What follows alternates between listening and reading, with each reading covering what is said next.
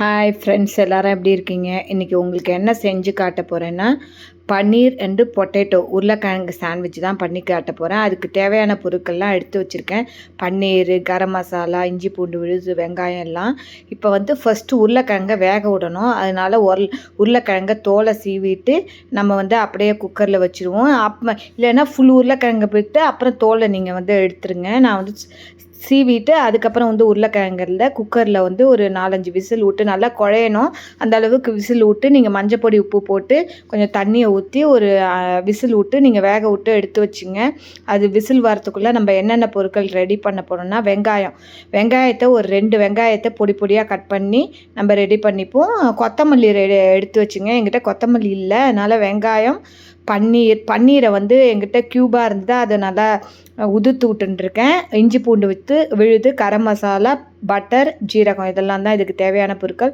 குக்கரில் விசில் வந்துட்டு ஸ்டீம் அடங்கிறதுக்குள்ளே நம்ம ஸ்டீம் இருக்கும்ல, அதனால் அது அடங்கிறதுக்குள்ளே நம்ம எப்படி பண்ணலான்னு உங்களுக்கு காட்டுறேன். ஒரு இல்பச்சட்டியில் கொஞ்சம் எண்ணெயும் கொஞ்சம் நெய்யும் ஊற்றுங்க. நெய் எங்கிட்ட இல்லை, அதனால் பட்டர் போடுறேன். பட்டர் போட்டால் டேஸ்ட்டாக இருக்கும். இப்போ அது கொஞ்சம் நல்லா உருகினோன்னே ஜீரகத்தை போட்டு ஜீரகம் நல்லா பொரியட்டும். அதுக்கப்புறம் ஒன்று ஒன்றா போட்டு வதக்க வேண்டியதான். இப்போ வெங்காயம் எடுத்து வச்சுருக்கேன் கட் பண்ணி, அது பொடி பொடியாக அதையும் போட்டு அது நல்லா வதங்கட்டும். இதுக்கு தேவையான உப்பு போடுவோம்.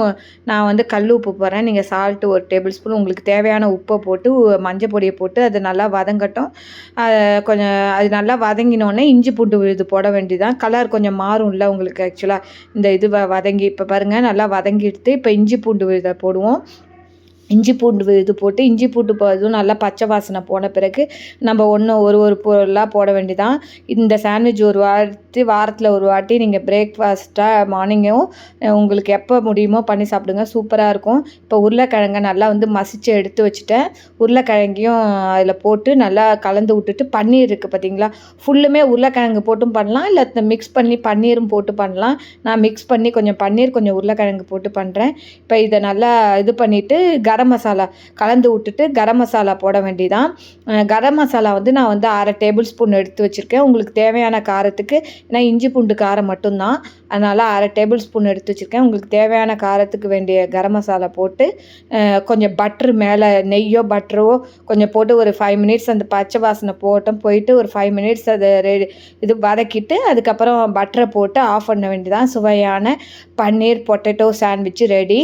இதை இந்த ஸ்டஃபிங்கை சப்பாத்தி மாதிரி பண்ணி அதுக்குள்ளே வச்சு நம்ம பரோட்டா மாதிரியும் பண்ணலாம், அதுவும் நல்லாயிருக்கும். இல்லைன்னா சாண்ட்விச் பண்ணலாம், தொட்டுண்டு கூட சாப்பிட்லாம், சப்பாத்திக்கு நல்லாயிருக்கும்.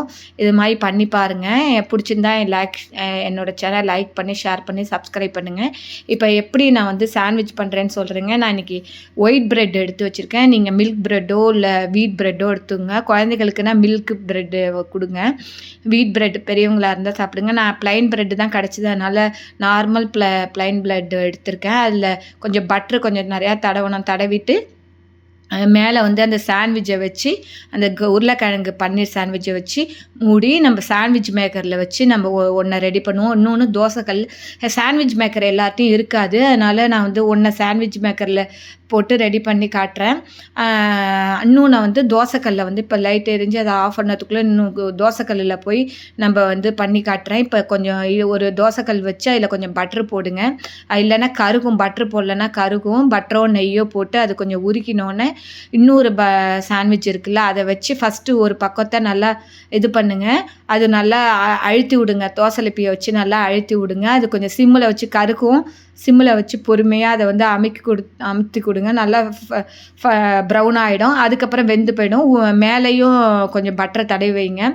இப்போ லைட்டாக அதையும் ப்ரெஸ் பண்ணி விட்டு ரெடி பண்ண வேண்டியதாக. இன்னும் கொஞ்சம் தீயறது, அதனால் கொஞ்சம் பட்ரு போடணும்.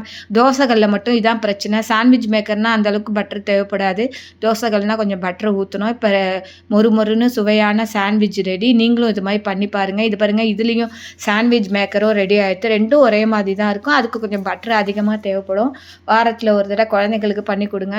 நம்மளும் இது மாதிரி வீட் ப்ரெட் வாங்கி ரெடி பண்ணி சாப்பிட்லாம். பாருங்கள் எவ்வளோ மொறுன்னு சுவையான சாண்ட்விச் ரெடி.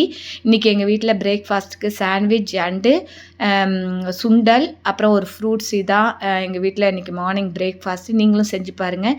காராமணி கொண்டக்கடலை போட்டு சுண்டல் ரெடி பண்ணிட்டேன். பிடிச்சிருந்தா சேனல் லைக் பண்ணுங்கள். எல்லாம் ரெடி பண்ணிவிட்டேன். ஒரு ஆரஞ்சு. Thank you friends. பாய்.